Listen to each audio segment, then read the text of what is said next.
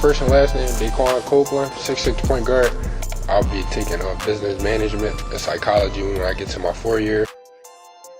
I'm from the city of brotherly love, Philadelphia, PA. I got into basketball early on, around 5 or 6. My dad challenged me. He would make me play up with older kids. I always believed that I could be something in basketball. I didn't play varsity basketball until my junior year. I played JV 9th and 10th grade at Boys Lad, and I transferred to Paul Robeson. I kind of had like a breakout year, and then I had transferred to Daiquan College and were classified, did 11th grade year, and I had an even better year. That's kind of where things started taking off with me.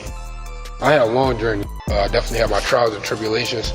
When I was at Daiquan College, I had a real decent year. I had interest from Division I schools in my city. Then I got a full athletic scholarship to a JUCO in Texas, Oregon, Texas, Frank Phillips. The coach didn't know I was available because he thought I was going to sign to a Division I in the city. It was just a totally different experience, me going out to Texas. My first time out of the state, I went down there by myself. In Texas, I tore my rotator cuff early, like maybe the first week, right before the first week of preseason. I wasn't really too focused after I got hurt because, I was disappointed that I didn't play. We didn't really have a physical trainer there like we do here, so I was more so doing stuff on my own. I was working on my left hand. That's actually how my left hand really got better, just by my right shoulder being messed up. So the next year, coming back, my shoulder was feeling better.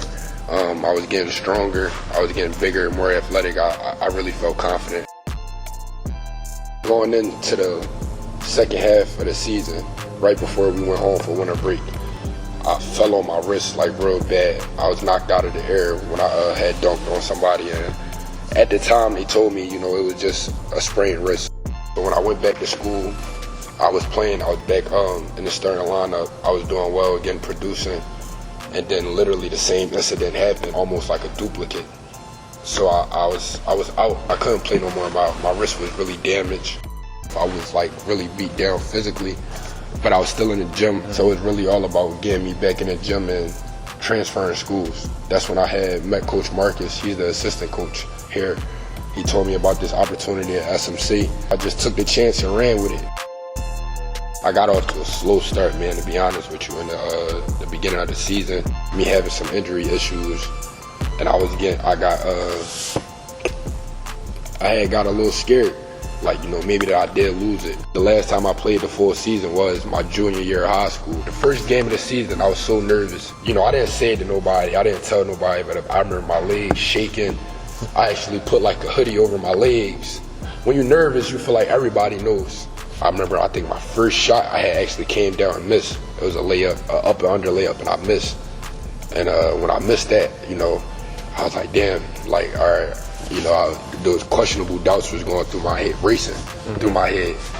And, it's funny that was literally the only shot I missed that game. I think I had 21 points, 10 rebounds, maybe 6 to 7 assists. For me to have a performance like that, but that brought me enough confidence where it was like, all right, I'm still here.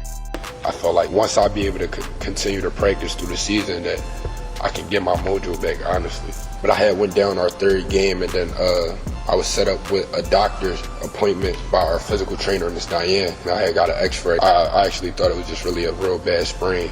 The doctor hit me with the bad news that my wrist was shattered. She can tell that it's been broke for some time because on the x-ray, it showed that my bones tried to rebuild again, but they were so weak that the body was just filling it in with tissue at this point. So I, found out that I wasn't gonna be able to play this season. But throughout the bad, God gave me good. I had picked up an offer from Morgan State. I got it preseason.